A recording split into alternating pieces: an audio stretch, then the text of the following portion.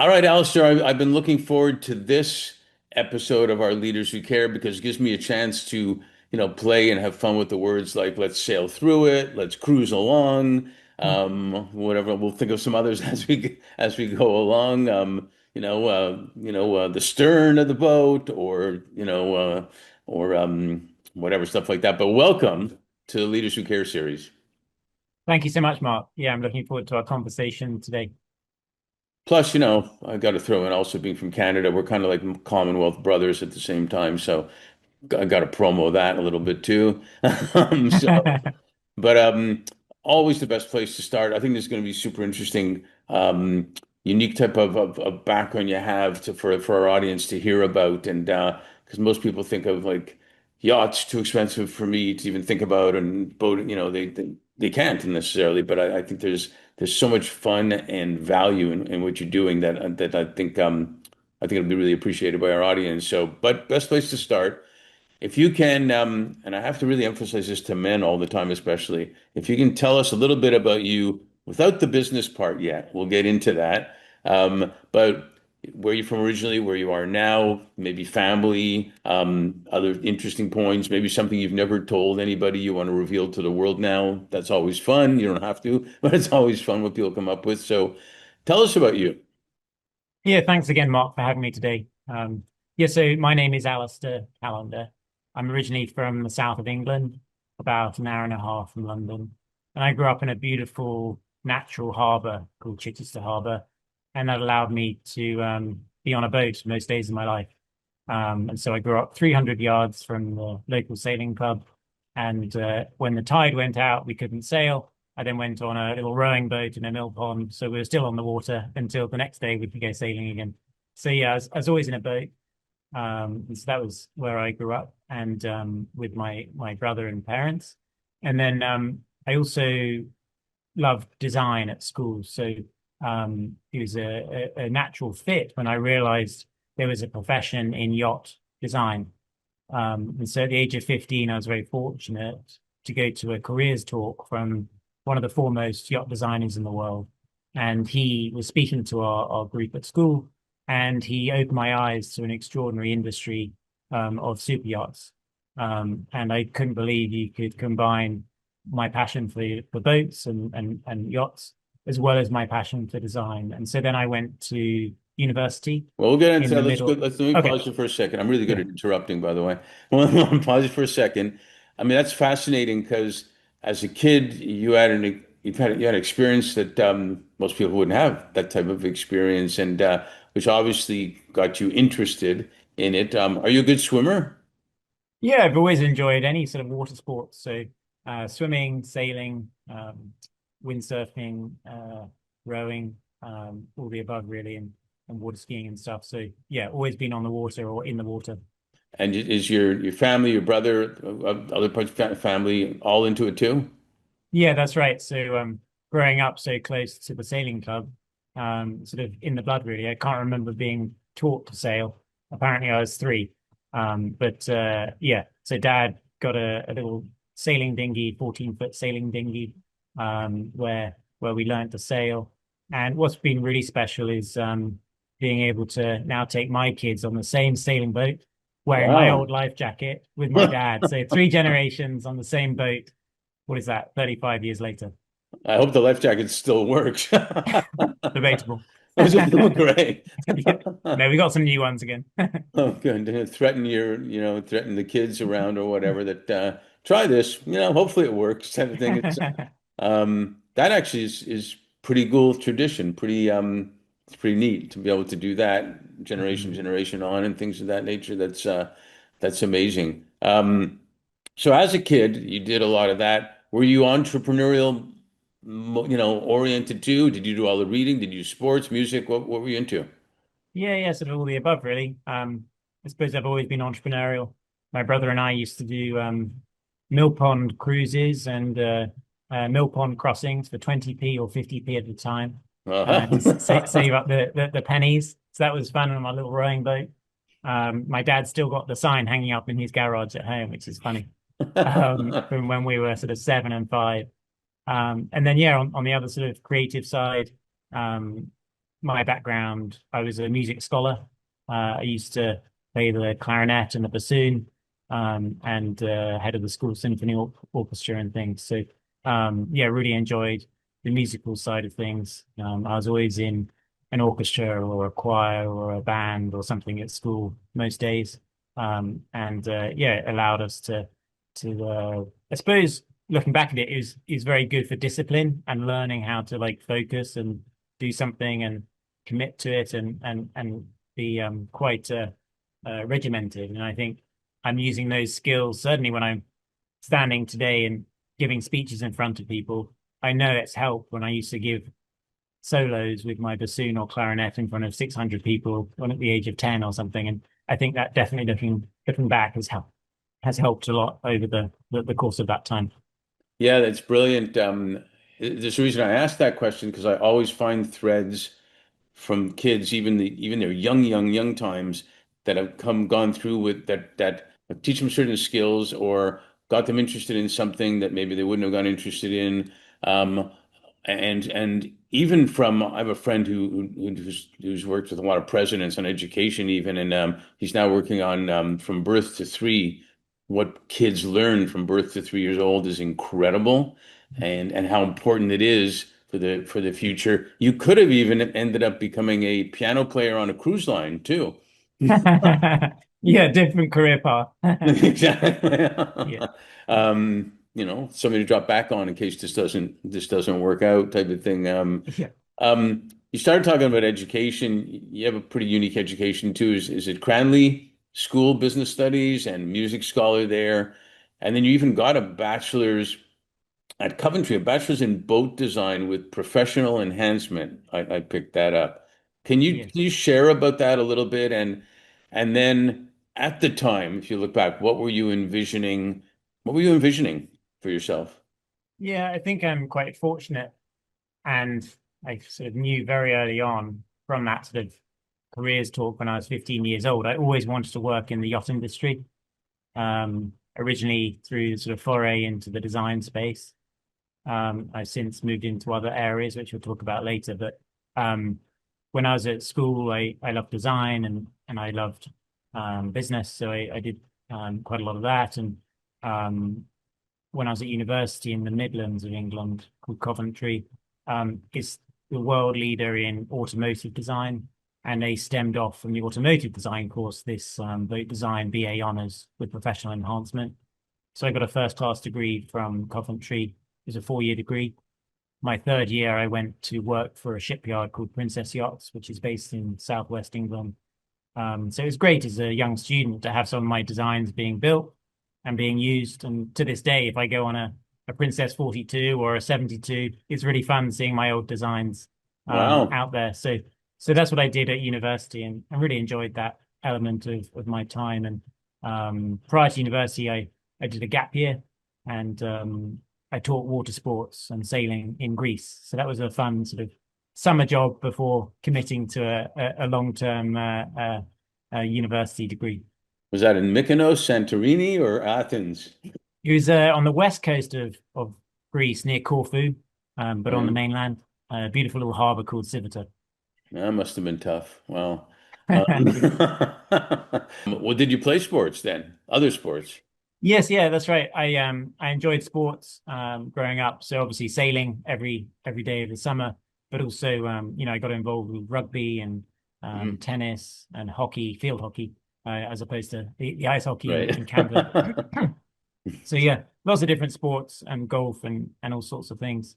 So no, I enjoyed that. I wouldn't say I was a top athlete by any means, but I did enjoy it, and it's fun to look back at those sort of sports that I enjoyed and built some great friendships through. No, it's awesome. We founded our firm on the premise that leaders in their businesses can always do better when they're doing good at the same time. And I think what you've shown, that you were apparently really clear that you were interested in boats and yachts and were meant to be together. I'd love you to share some of your experiences in how design fits with the sales and marketing, that fits with brand building. What stands out for you, but also alongside that, it's the impact you make, and impact people are looking for by being on these yachts and boats. It's not just about let's go out and have some fun and drink and whatever and yacht. There's a lot of good stuff that can be attached to it, business and social wise. Yeah, yeah. So I agree. So my background with a yacht design career, I set up my first business in 2008 as a yacht design studio. I then won three international awards for yacht design, sustainability, and for innovation. And so that was a great way to get into the yacht industry. I enjoyed that for a few years and then accepted a position for an Italian yacht builder to run their exterior design and marketing for the Americas region. During which I sort of was opened up to the idea of the yacht sales and charter vacation sector of the market. But what's great is every single day for the last 16 years or so, when I've been doing the vacations and sales side of things, every day I'm talking about design with my clients. And so it's very relevant, being able to talk about hull shape and what's the most suitable hull design for their purposes. Do they want to do a circumnavigation of the globe? Do they want to hop along to the islands in the Bahamas? So all sorts of different yachts and different designs. These conversations I'm having and advising a client through that process. So that's been really fun. Yeah. And then you asked about impact. So yeah, I agree. There's nowhere better on the planet to be with your family, your friends, your business associates, than on a yacht. You're on a floating private island. There's more privacy than anywhere else you'll find on the planet. And so that's why I think a lot of my clients enjoy yachting. It's the best multi-generational family experience that you can have. And time again, I'm told by a client, my grown-up kids now will only come on the yacht trip. They've said no to every other holiday, but they still come on the yacht trip. So I think that's quite telling how special it can be. And so certainly that sort of impact piece where you're all together, it's immersive, experiential, whether you're doing a retreat or a mastermind or a business retreat, or whether Right. you're with the family and friends, you can relax as hard as you like. The grandparents can sit by one of the pools and read a book while the grandkids go heli skiing or in a submarine and diving. And then you're all coming together at the end of the day for a fabulous Michelin star dinner under the stars. It's quite extraordinary that one place can appeal to so many different age groups and demographics. So yeah, it's pretty special. Yeah, two things I thought about, and I think I mentioned this to you when we were talking prior. JM family, Jim Moran, when he was alive, he had a couple of major yachts in Miami, and I remember him showing me and a few of us when he went downstairs the wood in the cabin and whatnot, and he was having people look out around the world for specific wood that matched that wood that he felt just made it feel better, what he wanted to feel, and that was that part. But he also had a lot of people come on, business people and nonprofits come on to help them on what they were doing and make an impact on his yacht and everything. So really, made an impact in a lot of ways. Um, and the other thing I was going to mention about when you talk about people going out, mental health is a huge problem these days. And man, I've never been on anything that makes you feel mentally healthier than being on a yacht or a boat or whenever, out there in the Yeah, water. yeah. I'd say that's the same whether you're on a 10-foot dinghy or a 400-foot yacht. There's nowhere better to relax than when you're on a boat. And so that's another reason my clients love to enjoy boating and yachting and really escape from, every day, really clear the head. And often, you can use it as a great place for new business and entrepreneurial ideas, use it as a mastermind situation and get the best leaders together and use it as a platform for future endeavors, whether it's philanthropic, impact investment or, for profit as well. Yeah, I do know some major cruises that actually did that to bring investors and entrepreneurs together and to get to know each other rather than just get a pitch type of deal. And Yeah. which I think is spectacular and so much more valuable than just a pitch all the time. Mhm. To do that, are there any any moments, any sales, any events or whatnot that stood out like, wow, I can't believe what happened there, or it was just unique or anything like that you want to share? Yeah, good question. I think every day I have is unique, is different. Um, every client's unique, therefore every project is also reflecting on that. I think what's so rewarding is where I can curate the most extraordinary experiences that are um, lifelong memories. One experience that springs to mind is a family who I've known for some time. Now their children are my clients. They've gone on their honeymoon and holidays. Their brother this year bought a yacht through me earlier this year. And so it's sort of a deep relationship that I've had with this wonderful family in America. And I planned a fantastic tandem yacht charter, which is essentially is where you've got more than one yacht going around together, but following the same itinerary, because it was a large family. And originally I was introduced, and he said, "We go on cruise ships regularly, and we spend X amount per person." And I said, "Well, actually, I can find you a yacht that is less per person with your own chef, your own itinerary in beautiful Bahamas than what you were spending on a massive cruise ship with 2,000 people. I Right, know where I'd rather be, but you just don't know what you don't know." right. And so that after that initial conversation, I sent a short list of great yachts. I personally inspect the yachts. I've tasted the food. I've seen the service. I know the yachts inside out after 20 years of inspecting them. And then once we've selected a couple of yachts, we then went down the route of planning the itinerary to the nth degree. But I think what was really memorable for me is on one of the final evenings of their trip in the Bahamas, um, it brought my client to tears, where and happy tears. He said, "It was the most magical moment of my life where I've had all my family, my loved ones all together, and the yacht came up to a private sand atoll, a little beach, with no one else within miles of it. And there was a private firework display with music and beach barbecue and everything." He said it was the most magical moment of my life. And it's when you can curate special memories like that, they're priceless and they'll last forever. And that's what some of the most rewarding part of my day is, when I can curate extraordinary experiences and know it will make a seismic shift with families and really help reinforce relationships and really give everyone the most exceptional experiential experience on the planet. Yeah, and I'm so glad you shared that because at the end of the day, people want experiences that they can remember. It's the whole ball game. It's the whole ball game. So it's great. It's great when that happens, and it's got to feel great when you're able to make it happen. For somebody like that, because you're really, I mean, it lasts forever. It lasts forever. Yeah. Buying a company, this, that, and the other, they all have their moments, but something like that is forever, which is fantastic. I've been on some yachts and I've been on some big cruises and whatnot, and time and place for each of them type of thing. But I've always loved it because everything's taken care of, Yeah. and which relieves your mind, basically that Absolutely. because our minds are always seem to be going almost all the time. So, Mhm. I love that too. Can you um, can you share maybe a little bit about your experiences, how your experiences have been with designing and with the speed of AI and technology that's happening right now? How is that?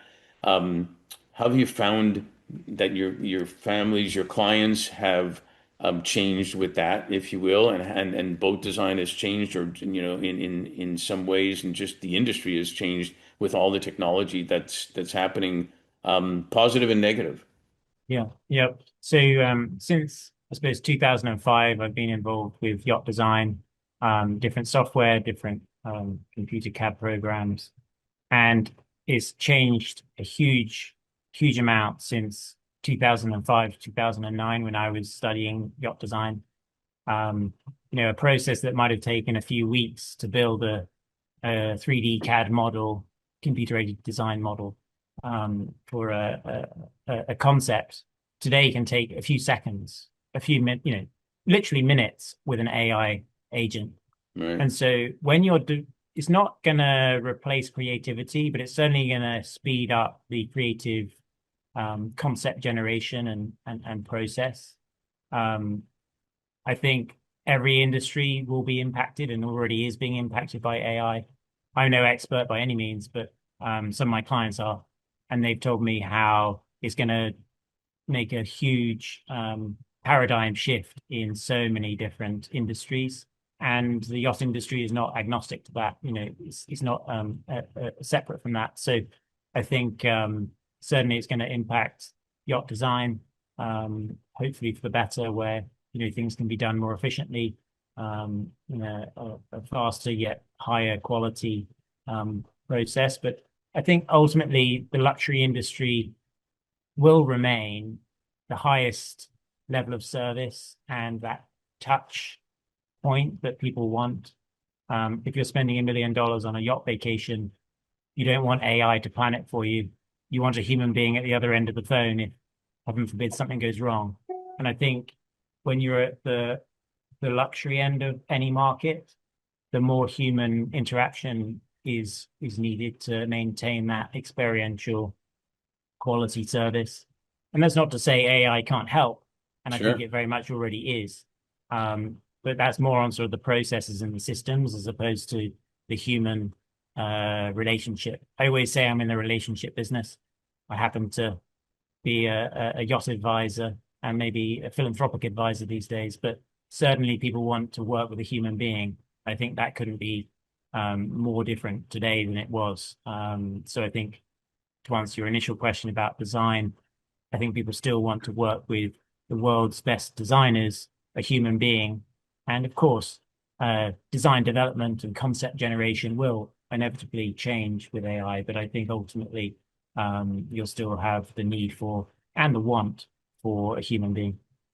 Well, it kind of goes back to the experience thing. Again, the experience happens because of the dealing with humans in your family and whatnot, and a chef and things of that nature. That's the experience. I do agree with you. I believe I mean, everything has its pros and cons, and there'll always be people that try to misuse stuff. But I think AI might finally be the technology that makes people happier in whatever they're doing, and helps people be able to do better things than maybe some of the stuff they're doing and whatnot. It's funny, interesting. I just saw this morning, this 15-year-old invented a prosthetic arm that operates on basically how your mind scalp has thinking processes. The industry has built one of those for $450,000. He built one that seems to be better for $300 using AI. Amazing. Yeah, incredible. So, yeah, who knows what's going to happen? But that's fantastic because if you save 440,000, da da da, whatever, who knows what that could be used for? Yes. Yeah. Just that alone is spectacular, and maybe they can make more, one of things like that. And so I guess you're saying you're never going to have a robot chef on a yacht. Is that right? That's right. We can find you a Michelin star chef or an extraordinary chef that is a specialist in different cuisine. That's actually what's really underrated is a lot of people don't realize the food on the yacht is most exceptional. Sometimes my clients are so surprised where they're hopping along the French Riviera, going to Michelin star restaurants, but their favorite meal of the whole trip was on the yacht. And I think that's very telling, the quality of food and the incredible cuisine and culinary experience that we can provide on a yacht. Yeah, I love that. The atmosphere doesn't hurt either. Yeah. It does. I found pizza and pasta somehow tasted better when I was Italy. I don't know, but yeah, they're and the chef, and sometimes it's not. And you correct me. Sometimes it's not even the size of the meal. It's actually the quality of the different phases of the meal, whatever you want to, and Yeah. whatnot, that really make a difference too. No, I think I'm kind of jealous of what you do because I kind of like that and everything. But one more question I want to ask you because we usually like to leave people wanting more because in LA we say that gives us a chance to do a sequel. So we'll also go over that. But with all the experiences you've had and recently, we had the pandemic, 2020, and I actually had a client in 2021 that said, Mark, the year 2020 was the year that flew by slowly, he told me. And I thought, what a great thing. And even now, a lot of times it feels like it was yesterday and also years ago in a weird way. But we're already in 2025, the last half of that. So with all that said, what are you most grateful for? And what are you also most hopeful for? Yeah, thank you. Great questions. Um, I think I'm most grateful for my health and family and being able to enjoy time. I think time is everyone's most precious commodity as well as your health. And so I think, that's very important to me and obviously always will be. And I think what I'm most looking forward to is now combining these 20 years of trusted relationships with yachting enthusiasts and doing more and more of my other passion project, which is philanthropy. So my wine life, maybe I'll back up a second. So about 5 years ago, I was invited to one of my mentors' private island in the Caribbean, Hmm. and they encouraged me to write my own eulogy, which is a little morbid process, but it is a very important one, and certainly one that was very eye-opening for me. And so they said, when you're 100 years old, or when you want to pass, sorry, when you do pass away, what do you want to have achieved? So then you have to work backwards in the next 20 years, 10 years, 6 months, and tomorrow. What do you want to do tomorrow in order to achieve that end goal? Right. And then I boiled it down to one word, which is for Alistair, for me, it's philanthropy. And so since that moment, I was then very clearly able to see what do I want to achieve. And then I was chatting to my mentor, and they said, so how do you combine your wine life, which is philanthropy, with your career, which is in yachting? And it soon occurred to us, why don't I combine these relationships and connect the dots? So now, as one of my clients told me the other day, I'm a super connector, apparently, and I love to do it. So what I do best is I can connect one philanthropist to another philanthropist. Maybe they're both got their own family foundations. They're both trying to end human trafficking. But if I introduce them to each other, they can share best practices and multiply their force for good. I think it's everyone's responsibility to do what they can to support their causes of their choice. And certainly, I think wealth is the expansion tool of your heart. And so, if you can grow your wealth, you can then grow your philanthropic work. And so, what I love to do is connect the dots between those that want to give and those that are able to give. And I'll invite them to extraordinary curated events that I put together. So I'm an advisor to the Queen's Commonwealth Trust in London, Wow. set up by Her Majesty in 2018. And they do extraordinary work around the world, around the Commonwealth, including Canada and elsewhere. And it's very important work. So we hosted one event on a yacht, this one behind me that those that are watching. It's a 213-foot or 65-meter yacht. And Wow. we hosted a charity event in aid of the Queen's Commonwealth Trust. I brought together an extraordinary room full of philanthropists, billionaires, family offices, the ultra high net worth giver.